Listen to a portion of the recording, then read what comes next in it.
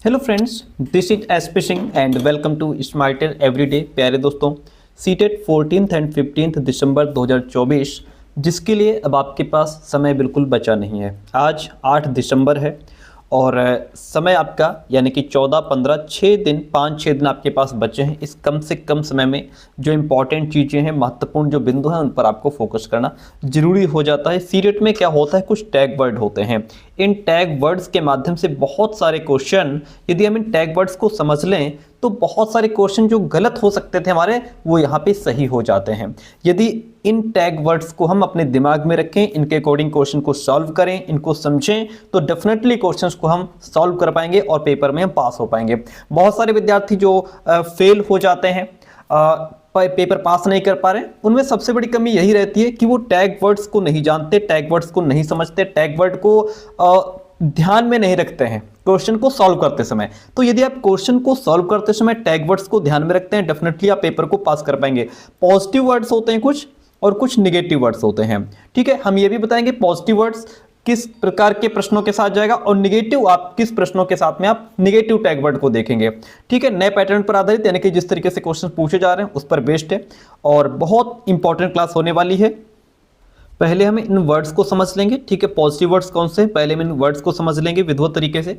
किस तरीके से इन वर्ड्स, टैग वर्ड्स के माध्यम से क्वेश्चन पूछा जा सकता है। हमने बाइलिंगुअल यानी कि हिंदी इंग्लिश दोनों कर दिया है और फिर लास्ट में इन पॉइंट्स के माध्यम से इन टैग वर्ड्स को इंक्लूड करके हम क्वेश्चंस भी सॉल्व करने वाले हैं। तो जो भी विद्यार्थी क्लास में लास्ट तक बना रहता है, डेफिनेटली बहुत कुछ सीखने वाला है। यहाँ से कई प्रश्न आपको एज इट इज मिल जाएंगे। प्रश्न का मतलब है टैग वर्ड आपको यहीं से मिलेंगे। ठीक है, पूरे सीटेट में यही टैग वर्ड चलते हैं, आप इनको ध्यान में रखिएगा। आइए चलिए शुरू करते हैं।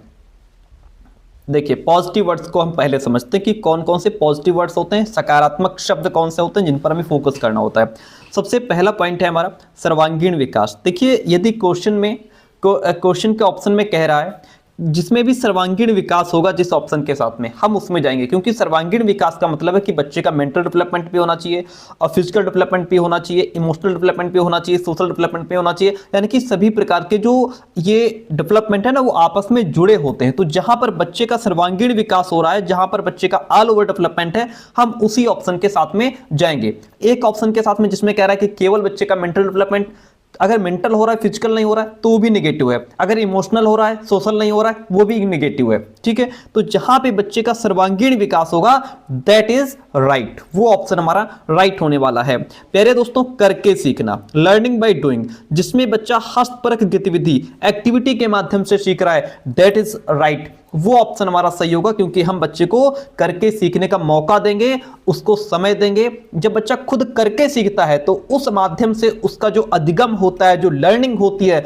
वो एक लॉन्ग टर्म के लिए उसके माइंड में स्टेबल हो जाती है, स्थायी हो जाती है, वो उसको भूलता नहीं है। दूसरी बात, जब वो लर्निंग बाय डूइंग होता है तो उसको करने में मजा आता है, वो उसमें पूरा इंक्लूड हो जाता है ना, और सक्रिय एक्टिव होकर के उसमें वो काम करता है। तो learning by doing most important, यानी कि बहुत इंपॉर्टेंट है। जिस भी ऑप्शन में बच्चा इन्वॉल्व है, खुद एक्टिव है, बच्चा खुद करके सीख रहा है, जहां पे बच्चे को खुद करके सीखने का मौका मिल रहा है, हम उस ऑप्शन के साथ में चले जाएंगे। अगला ऑप्शन है, अगला पॉइंट हमारा कहता है सम्मान या लगाव, यानी कि हम बच्चे को सम्मान देंगे, ऐसा बच्चे के साथ लगाव रखेंगे, रिस्पेक्ट करेंगे, बच्चे की अफेक्शन रखेंगे, बच्चे से स्नेह है, प्रेम है ना।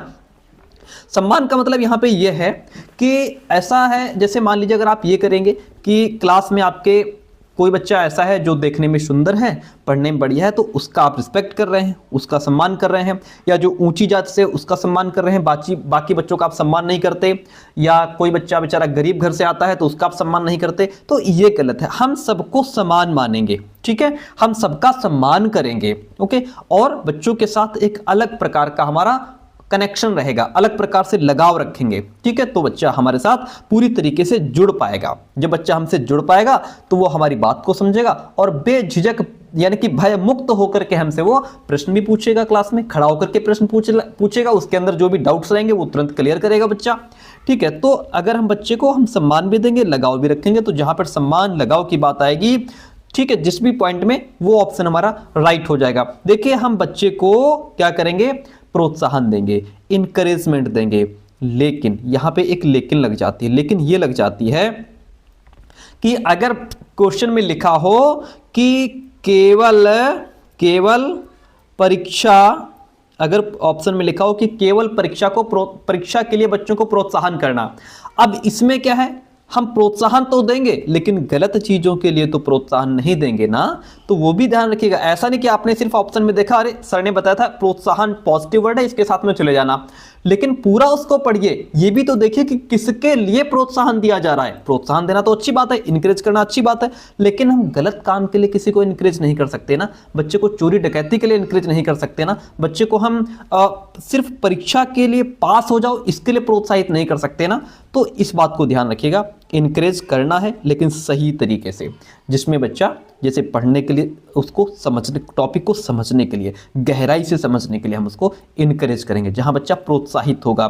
जिज्ञासा, यानी कि यदि बच्चा जो है जिज्ञासु नहीं है, जानने की इच्छा नहीं रखता है, तब भी उसका अधिगम डाउन हो जाएगा। तो जहां पे बच्चा सीखने के लिए जिज्ञासु है, क्यूरियोसिटी है उसके अंदर, वो ऑप्शन, वो स्टेटमेंट हमारा राइट हो जाएगा। तो हाँ, आप इस तरीके से बच्चों से क्वेश्चन पूछ सकते हैं, बच्चों के साथ वार्तालाप कर सकते हैं कि बच्चे के अंदर क्यूरियोसिटी आनी चाहिए, पैदा होनी चाहिए। ठीक है। समावेशी शिक्षा, देखिए हम हर तरीके से बच्चे को इंक्लूड करेंगे, क्योंकि समावेशी शिक्षा क्या है, इसमें हर तरीके के बच्चे को, चाहे वो प्रतिभाशाली हो, मंदबुद्धि हो, एवरेज बालक हो, विकलांग बालक हो, या फिर किसी भी जात धर्म समुदाय से आता हो, हर तरीके के बच्चे को इंक्लूड करेंगे। तो जहां भी सभी बच्चे का समावेशन हो रहा है, इंक्लूजन हो रहा है, दैट इज राइट ऑप्शन। ठीक है।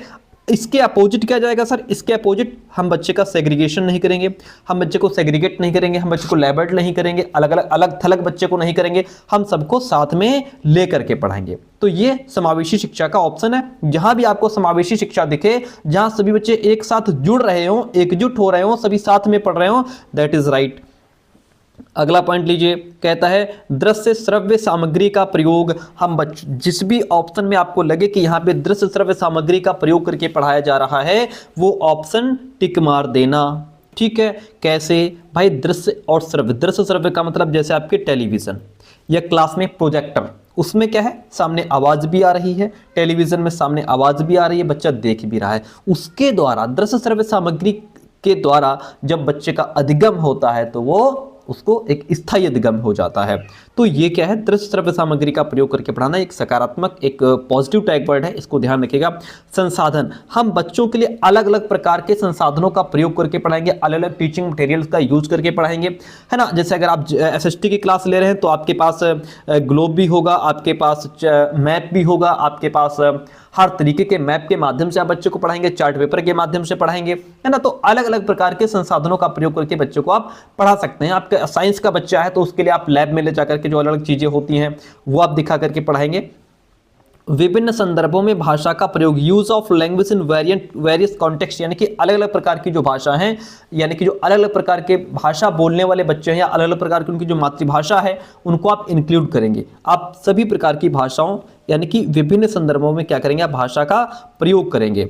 अगला है विभिन्न या विविध गतिविधियों, वेरियस या मिसलेनियस एक्टिविटी को आप क्या करेंगे, जो है कि प्रोत्साहन देंगे। ठीक है। जहां भी ऑप्शन में आपको लगे कि यहाँ पे विभिन्न गतिविधियों को महत्व दिया जा रहा है, अलग अलग गतिविधि करके पढ़ाओ। एक ही एक्टिविटी रोज कराते रहोगे तो बच्चा बोर नहीं हो जाएगा?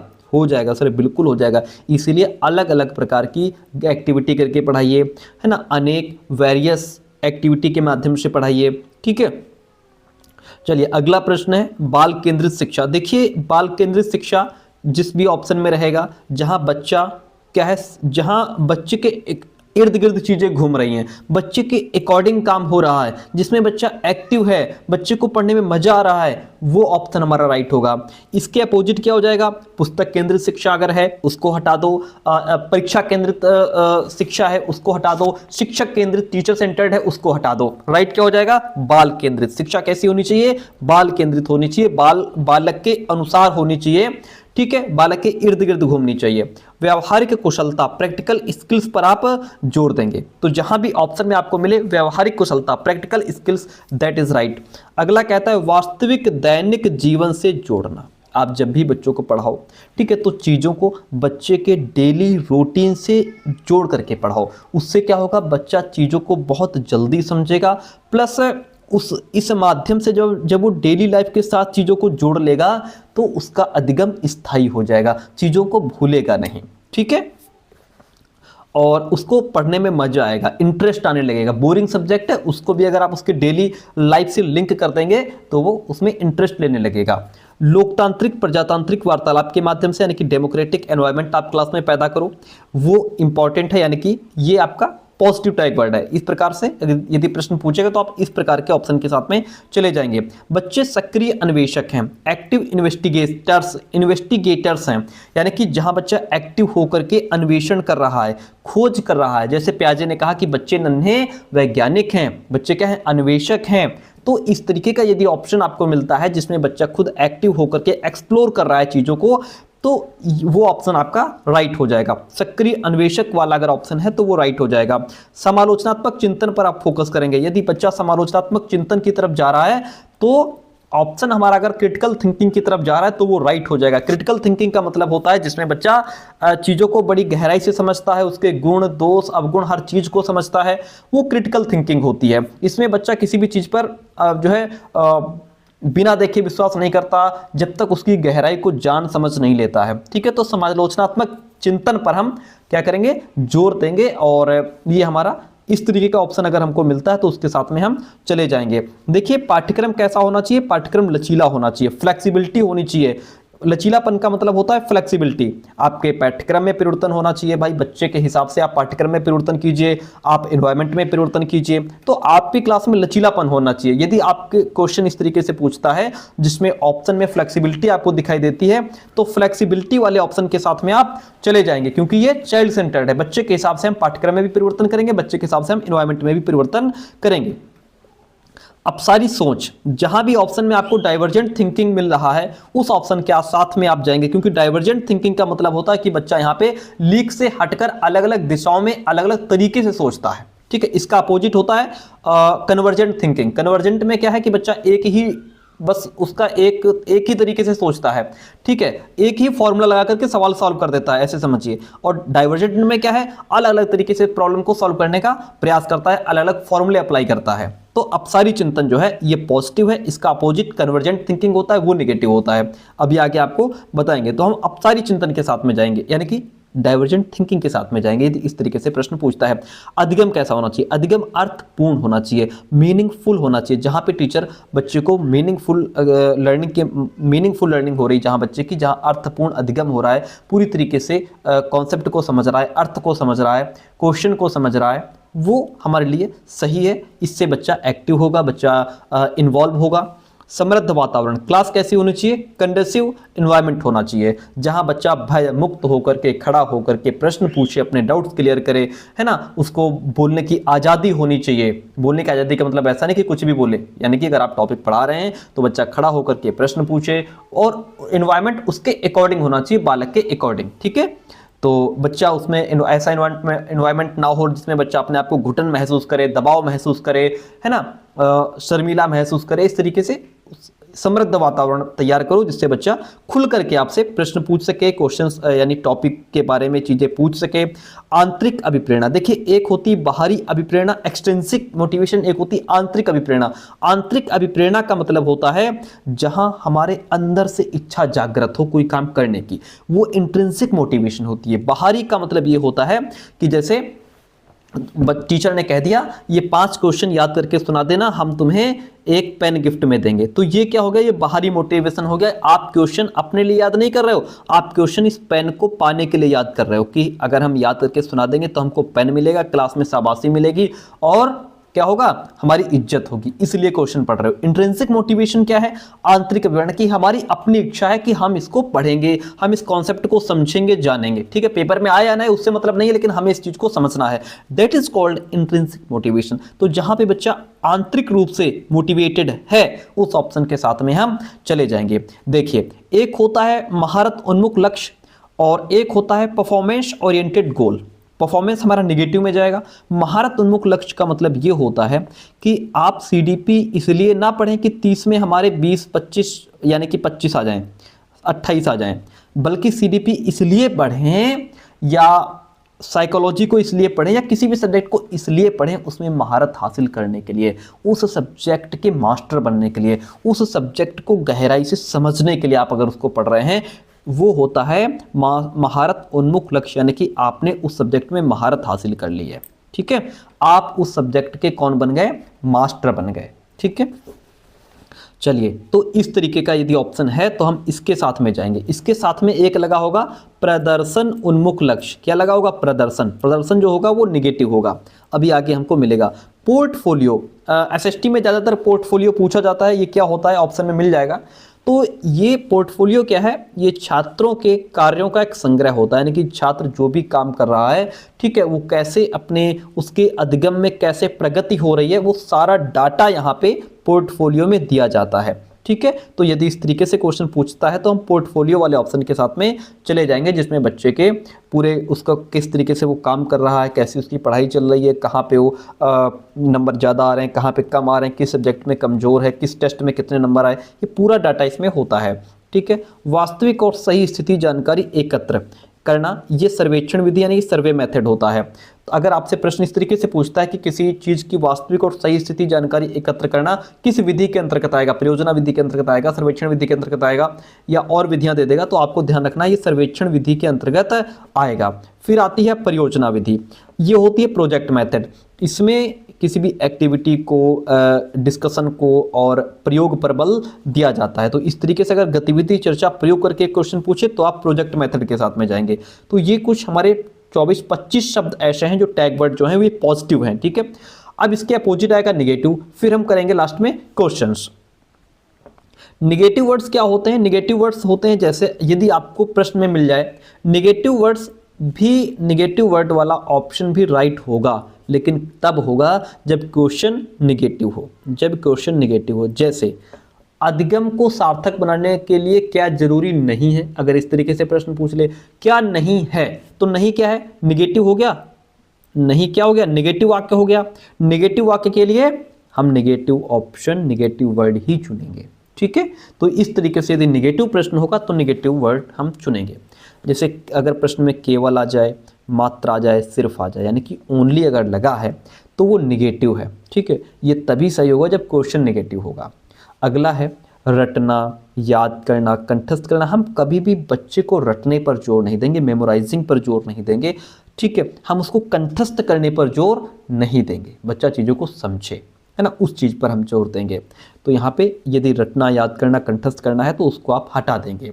ठीक है, जहाँ पे लगा हुआ क्या उचित नहीं है तो वहाँ पे आप इस तरीके के ऑप्शन को राइट करेंगे, यानी कि निगेटिव क्वेश्चन के साथ में निगेटिव ऑप्शन को टिक करेंगे।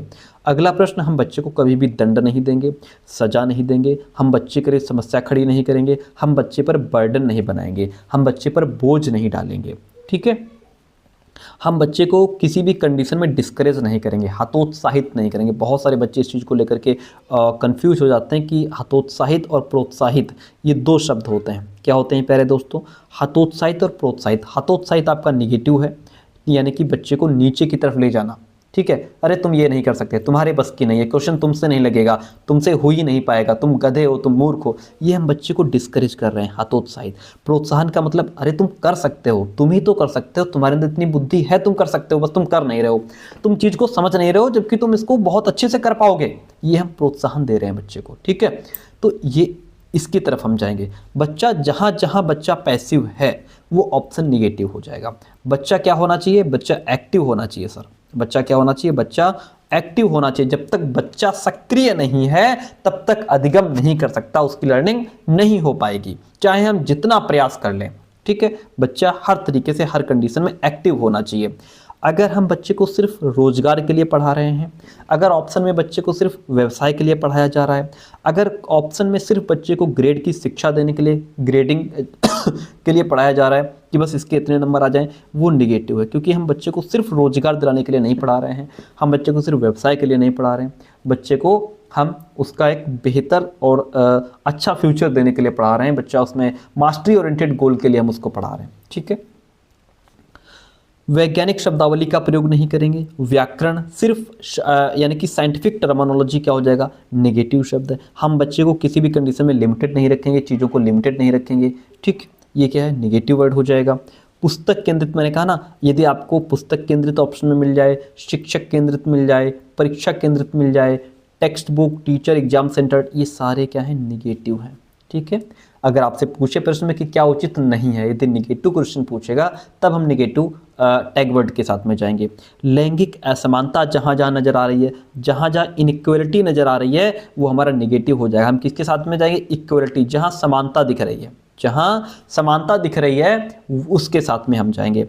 त्रुटियों पर महत्व न देना, यदि टीचर बालक की गलतियों पर महत्व नहीं दे रहा है, बालक की गलतियों को इग्नोर कर रहा है, वो ऑप्शन नेगेटिव हो जाएगा।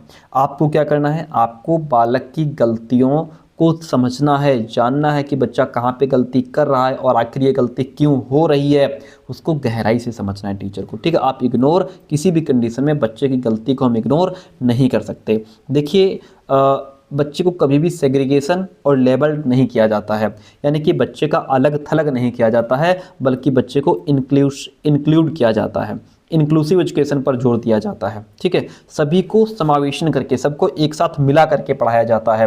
तो जहाँ भी हिंदी में ना याद रहे तो इंग्लिश में याद रखना। सेग्रीगेशन यदि ऑप्शन में है, लेबलिंग अगर बच्चे को किया गया है, लेबल्ड किया गया है, सेग्रीगेट किया गया है, तो ये निगेटिव वर्ड होते हैं। इनके साथ आप किसी भी कंडीशन में नहीं जाएंगे। आप किसी भी तरीके से सामाजिक बहिष्कार नहीं करेंगे, सोशल एक्सक्लूजन नहीं करेंगे। ठीक है, हास्याकरण यानी कि मार्जिनलाइजेशन जो है ये भी निगेटिव होता है। अगला जैसे मानकीकृत पाठ्यक्रम हो गया, स्टैंडर्डाइज्ड करिकुलम हो गया, या यहाँ पे क्या कहते हैं उसको, निर्देशन भी हो सकता है। इस तरीके यदि आपको स्टैंडर्डाइज्ड ऑप्शन मिलता है तो ये भी निगेटिव होता है, क्योंकि स्टैंडर्डाइज्ड का मतलब है कि यहाँ पे आप सभी को एक ही तरीके से देख रहे हैं, सबको एक ही नज़रिए से देख रहे हैं, सबके लिए एक ही चीज़ अप्लाई कर रहे हैं। मानकीकृत जो होता है ये कठोरता की तरफ जाता है, ये रिजिडता की तरफ जाता है, रिजिडिटी की तरफ जाता है। ठीक है, इसमें फ्लेक्सिबिलिटी किसी भी कंडीशन में नहीं होती है। ओके, तो मानकीकृत के साथ में आप नहीं जाएंगे, चाहे वो करिकुलम हो, चाहे और भी चीज़ें अभी सामने आएंगी, हम क्वेश्चन में करेंगे। कठोरता यानी रिजिडिटी यदि ऑप्शन में मिलता है जिसमें परिवर्तन संभव ना हो, उसको आप हटा देंगे, जहाँ पे परिवर्तन संभव नहीं है। अभिसारी सोच, ये कन्वर्जेंट थिंकिंग क्या है, निगेटिव है। पॉजिटिव क्या होगा, डाइवर्जेंट थिंकिंग। क्या होगा, डाइवर्जेंट थिंकिंग यदि है तो वो पॉजिटिव होगा। निगेटिव कन्वर्जेंट, इसमें बच्चा क्या करता है, एक ही सॉल्यूशन पर ध्यान देता है, एक ही रास्ते से, एक ही तरीके से प्रॉब्लम के बारे में सोचता है। जबकि डाइवर्जेंट का मतलब है अलग अलग तरीके से अलग अलग दिशाओं में सोचता है। बाहरी अभिप्रेरणा क्या है, निगेटिव है। ठीक है, जैसे मैंने बताया था, आप टॉफ़ी के लिए बच्चे प्रश्न याद करके आया है, पेन के लिए प्रश्न याद करके आया है, 5 रुपए के लिए प्रश्न याद करके आया है, या दिखावे के लिए पढ़ रहा है, तो ये एक्सट्रिंसिक मोटिवेशन। आंतरिक का मतलब अपनी इच्छा हुई तब आप पढ़ रहे हैं, आपका मन है तो आप पढ़ रहे हैं। मानकीकृत, मैंने कहा ना, स्टैंडर्डाइज्ड यदि इंस्ट्रक्शन है, मानकीकृत निर्देश दिए जा रहे हैं, दैट इज निगेटिव। प्रदर्शन उन्मुख, मैंने कहा ना, इसमें मास्टरी ओरिएंटेड गोल पॉजिटिव है। प्रदर्शन उन्मुख, प्रदर्शन उन्मुख का मतलब है कि सिर्फ बस पास होने के लिए पढ़ रहे हो। किसके लिए, बस पास हो जाए, या बस आपने तय कर लिया कि मेरे 90% आ जाएं, बाकी मुझे कुछ नहीं चाहिए, सिर्फ 90% के लिए पढ़ रहे हो, ये आप सिर्फ दिखावे के लिए पढ़ रहे हो, ये इसमें आप उसमें मास्टरी ओरिएंटेड, मास्टरी हासिल करने के लिए नहीं पढ़ रहे हो, तो ये निगेटिव हो जाएगा। इस तरीके से ये 20 टैग वर्ड हमारे इसमें निगेटिव वाले हैं। तो इसकी जो पीडीएफ रहेगी वो हम टेलीग्राम चैनल पे दे देंगे। टेलीग्राम चैनल का लिंक डिस्क्रिप्शन बॉक्स में है। आइए अब इसके प्रश्न हल कर लेते हैं। प्रश्न कहता है कि प्रतिभाशाली अधिगमकर्ताओं के संदर्भ में लीक से हटकर, out of the box, thinking is use to denote. लीक से हटकर सोचने का इस्तेमाल किसके लिए किया जाता है? जब बच्चा लीक से हटकर सोचेगा, अलग अलग डायरेक्शंस में सोचेगा, अलग अलग तरीके से सोचेगा, तो क्या ये निम्न स्तर की सोच होगी? नहीं। मैंने कहा कन्वर्जेंट क्या है सर? कन्वर्जेंट तो आपने बताया था निगेटिव है। रिजिड क्या है? जहाँ जहाँ रिजिड मिलेगा वो निगेटिव होगा, क्योंकि रिजिड कठोरता की तरफ जाता है। रिजिड किसकी तरफ जाता है? कठोरता की तरफ जाता है। ठीक है, रिजिडिटी की बात नहीं करेंगे। हमने कहा था डाइवर्जेंट क्या है सर? ये आपने बताया था पॉजिटिव टैग वर्ड है, सकारात्मक है। तो लीक से हटकर जब बच्चा आउट ऑफ द बॉक्स सोचेगा तो वो डाइवर्जेंट थिंकिंग कहलाएगा। ये क्या है? कन्वर्जेंट हमने बताया नेगेटिव है, ये भी नेगेटिव है, और लो लेवल थिंकिंग भी नेगेटिव है। ये हमारा पॉजिटिव है। अब सारी सोच हो जाएगा। अगला प्रश्न कहता है कि निम्नलिखित में से कौन समावेशी कक्षाओं की विशेषता नहीं है? जब नहीं है क्या है? क्वेश्चन कैसा है सर? क्वेश्चन आप निगेटिव है। जब क्वेश्चन निगेटिव है तो आंसर कौन सा आएगा सर? आंसर भी निगेटिव आएगा। ठीक है। Cooperative learning, cooperative learning positive है। और क्वेश्चन दिया है नेगेटिव में, आंसर नेगेटिव देना है, ये हो गया पॉजिटिव। ठीक है, सीखने के लिए सार्वभौमिक design, universal design for learning, ये तो पॉजिटिव है सर। ठीक है, क्या है, पॉजिटिव है। रीजनेबल अकोमोडेशन, उपयुक्त समायोजन, ये क्या है, बच्चा सही तरीके से अकोमोडेट कर पाए, समायोजन कर पाए, ये तो पॉजिटिव है। स्टैंडर्डाइज्ड इंस्ट्रक्शन, अभी अभी सर आपने ऊपर क्या बताया कि स्टैंडर्डाइज्ड इंस्ट्रक्शन हो, स्टैंडर्डाइज्ड कैरिकुलम हो, ये निगेटिव हैं। जब क्वेश्चन निगेटिव है तो आंसर भी निगेटिव देना है, इसलिए हम ऑप्शन नंबर डी के साथ में चले जाएंगे। Very good. अगला प्रश्न लीजिए, कहता है माध्यमिक स्कूलों में शिक्षकों को क्या करना चाहिए। हमने कहा ना कि यूनिफॉर्म या फिर इसको कहते हैं जो स्टैंडर्डाइज्ड कैरिकुलम है या फिक्स्ड कैरिकुलम है, ये क्या है, निगेटिव है। कठोरता की तरफ हम कभी नहीं जाएंगे। ठीक है, माध्यमिक स्कूलों में शिक्षकों को क्या करना चाहिए, मानकीकृत, फिर स्टैंडर्डाइज्ड आ गया। ठीक है, आप चाहे इसको स्टैंडर्डाइज्ड कहो या यूनिफॉर्म कहो, फिक्स्ड कहो, एक ही बात मान के चलो, ये भी गलत हो जाएगा। ठीक है, डिस्करेज हम बच्चे को कभी करेंगे नहीं, ये तो सर आपने अभी बताया कि निगेटिव है, तो ये भी कट गया। बचा क्या, ऑप्शन डी, यानी कि सीखना, कि कैसे सीखते हैं इसको प्रोत्साहित करना चाहिए, इनकरेज करने। इनकरेज क्या है, पॉजिटिव टैग वर्ड है, इसलिए बच्चे को यहाँ पे सीखना, कि कैसे सीखते हैं इसके लिए प्रोत्साहित करना चाहिए माध्यमिक स्कूलों में टीचर्स को। ठीक है, अगला प्रश्न लीजिए। फिर प्रश्न कहता है एक सामाजिक रचनावादी कक्ष में सीखना या सीखना क्या होता है। इन सोशियो कंस्ट्रक्टिविस्ट क्लासरूम्स लर्निंग निष्क्रिय रूप से होता है, नहीं, पैसिव सर आपने अभी बताया निगेटिव टैग वर्ड है, जबकि प्रश्न क्या है, प्रश्न पॉजिटिव है। सीखना क्या है, ये निगेटिव है, हमें पॉजिटिव के साथ जाना है। इसका स्वरूप सामाजिक होता है, जी बिल्कुल, जो एक कंस्ट्रक्टिविस्ट क्लास होती है इसका जो स्वरूप है वो सामाजिक होता है। ओके, ये पॉजिटिव है। पाठ्यपुस्तक केंद्रित हो, परीक्षा केंद्रित हो, शिक्षक केंद्रित हो, ये सारे निगेटिव हैं, इसलिए हमें ऑप्शन नंबर बी के साथ में चले जाएंगे। अगला प्रश्न कहता है कि निम्न में से कौन सा कारक बच्चों की विफलता के लिए जिम्मेदार है। बच्चे फेल होते हैं उसके लिए कौन जिम्मेदार है, इसके लिए हमें निगेटिव ऑप्शन ढूंढना होगा। क्या इंडिविजुअलाइज्ड कैरिकुलम, क्या ये फेल होने के लिए जिम्मेदार है, नहीं, व्यक्तिगत पाठचर्या तो बेहतर है, बच्चे को बेहतर बनाती है, ये बच्चे की योग्यता, क्षमता, रुचि के अकॉर्डिंग होती है, दैट इज गुड। कॉन्टेक्सचुअलाइज्ड जो कैरिकुलम होता है ये भी बच्चे के लिए संदर्भ के अकॉर्डिंग होता है, सही रहता है। स्पाइरल, यदि स्पाइरल की जगह लीनियर होता, LINER, रैखिक होता तो ये निगेटिव हो जाता। लीनियर अगर लिखा होता यहाँ पे तब ये गलत हो जाता। स्पाइरल लिखा है प्यारे दोस्तों, स्पाइरल पॉजिटिव टैग वर्ड है, इसलिए यहाँ पे सक्रिय हैं बच्चे। क्या हैं, जहाँ जहाँ बच्चा एक्टिव होगा, पाठचर्या एक्टिव होगी, सक्रिय होगी, वो हमारे लिए सही रहेगा। ठीक है, विफलता, बच्चा फेल हो रहा है तो इसका मतलब है स्टैंडर्डाइजेशन ऑफ करिकुलम है, यानी कि पाठ्यक्रम में कठोरता है, जिसमें लचीलेपन का कोई जगह नहीं है, जिसमें परिवर्तन की कोई जगह नहीं है। ठीक है, इसलिए ऑप्शन नंबर डी यानी कि पाठ्यचर्या का मानकीकरण राइट हो जाएगा, क्योंकि क्वेश्चन भी निगेटिव ही था हमारा, फेल पूछ रहा था कि बच्चा फेल होने के लिए कौन जिम्मेदार है इसमें। अगला प्रश्न कहता है सामाजिक विज्ञान की कक्षा में प्रोजेक्ट मेथड का प्रयोग करने का मुख्य उद्देश्य क्या होता है। प्रोजेक्ट मेथड का यूज़ आप कर रहे हैं, उसका मुख्य उद्देश्य क्या है, विद्यार्थियों को सामाजिक विज्ञान के सैद्धांतिक ज्ञान के निर्माण में संलग्न करना, यानी कि थ्योरेटिकल नॉलेज के लिए सिर्फ पढ़ा रहे हो, इसके लिए प्रोजेक्ट मेथड नहीं। अरे प्रोजेक्ट मेथड तो गतिविधि को बल देता है, प्रयोग पर बल देता है, चर्चा पर बल देता है, अभी पीछे बताया है। हम टीचर का समय नहीं बचाएंगे, समय बचाने वाली बात नहीं होगी इसमें। ठीक है, प्रोजेक्ट मेथड में हम टीचर का भार कम नहीं करेंगे, विद्यार्थियों को वास्तविक जीवन में सामाजिक समस्याओं की जांच में संलग्न करना। यहाँ पे बच्चे को क्या कर रहे हैं हम, उसके वास्तविक जीवन से चीज़ों को जोड़ेंगे। क्या कर रहे हैं, बच्चे की वास्तविक, जब चीज़ों को हम बच्चे की वास्तविक जीवन से जोड़ेंगे वो ऑप्शन हमारा राइट हो जाएगा। अगला प्रश्न कहता है एक टीचर को अपने स्टूडेंट्स को किस प्रकार के लक्ष्य निर्धारित करने के लिए प्रोत्साहित करना चाहिए। अभी हमने पीछे आपको बताया था मास्टरी ओरिएंटेड क्या है, पॉजिटिव है। प्रदर्शन उन्मुख यानी कि परफॉर्मेंस ओरिएंटेड, हमको 90% लाने हैं, बाकी हम चाहे कोई सीखे या ना सीखे हमारे 90% आ जाए, बात खत्म। ये निगेटिव चीज़ है। Failure accepting, no. असफलता से बचने के लिए ये निगेटिव है सारे। क्या है? मास्टरी ओरिएंटेड गोल होना चाहिए। ठीक है, विद्यार्थियों को हम इसलिए प्रोत्साहित करें कि आप सब्जेक्ट में मास्टरी हासिल करो, है ना। आपके सीटेट में 150 तो आ जाएंगे, उसके लिए क्या करना होगा? आपको मास्टरी हासिल करनी होगी। ठीक है, आगे बढ़ते हैं। सिर्फ 90 नंबर लाने के लिए मत पढ़ो। क्वेश्चन कहता है विद्यालयों के कार्यों के स्वोद्देश्य संग्रहण को डैश माना जा सकता है। विद्यालय के कार्यों के जो एक उद्देश्य को लेकर के जो संग्रहण किया गया है, क्या वो रिपोर्ट कार्ड होता है? नहीं, वो एक पोर्टफोलियो होता है। ठीक है, रिपोर्ट कार्ड नहीं, क्या होता है? पोर्टफोलियो होता है। अभी आपको पीछे बताया था हमने। अगला प्रश्न कहता है कि सामाजिक विज्ञान पाठ्यचर्या में अनेकत्व की संकल्पना को निम्नलिखित में कौन सा कथन सटीकता से दर्शाता है? सही विकल्प का चयन करें।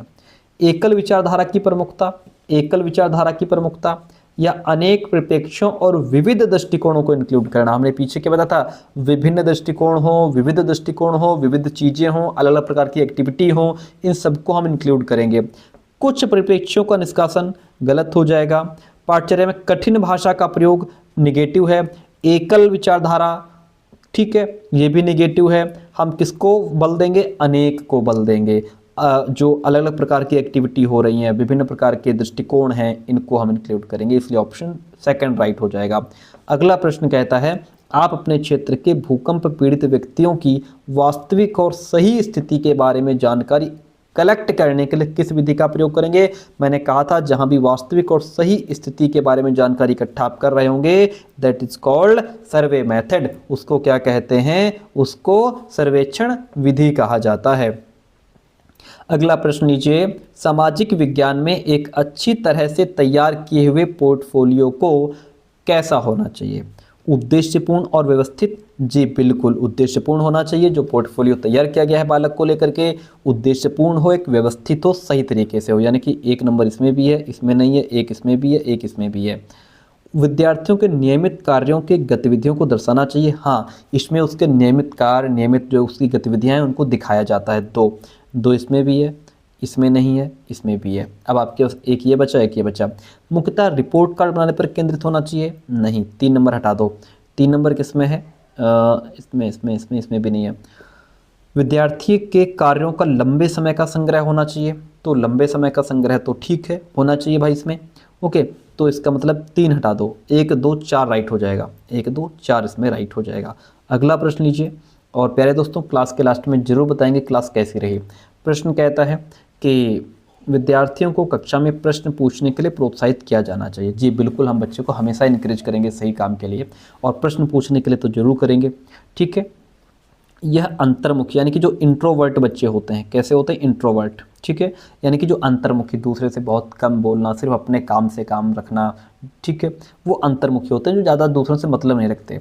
ऐसे विद्यार्थियों को खुलने में सहायता करेगा। जी बिल्कुल, क्योंकि ऐसे बच्चे शर्मीले भी होते हैं, शर्म की वजह से भी क्लास में नहीं बोलते। जब आप बच्चे को प्रश्न पूछने के लिए प्रोत्साहित करेंगे तो वो खड़ा होकर के प्रश्न पूछेगा, उसकी शर्म थोड़ी हटेगी, थोड़ा खुलेगा वो। दोनों ही बातें सही हैं, ए और आर दोनों सही हैं। आर ए की सही व्याख्या यहाँ पे कर रहा है। आज का लास्ट प्रश्न आपके सामने है और आपसे रिक्वेस्ट रहेगी कि कमेंट करके जरूर बताइए क्लास कैसे रही। आपके कमेंट का दिल से स्वागत है। निम्नलिखित में से कौन सा संसाधन या कौन सी रणनीति एक सामाजिक विज्ञान की कक्षा को समावेशी बना सकती है? विभिन्न समुदाय और क्षेत्र के लोगों की कहानियां और तस्वीरों का प्रदर्शन करने की रणनीति। बात तो ठीक लग रही है कि अलग अलग प्रकार के समुदायों को हम इसमें इंक्लूड कर रहे हैं।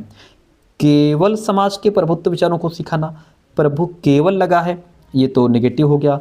हम किसी चीज़ से बचेंगे नहीं, बचने की बात अगर है तो नेगेटिव है। ठीक है, केवल पाठ्यपुस्तकों से उत्तर देने के लिए प्रोत्साहन, देखिए ये नेगेटिव है, ये पॉजिटिव है।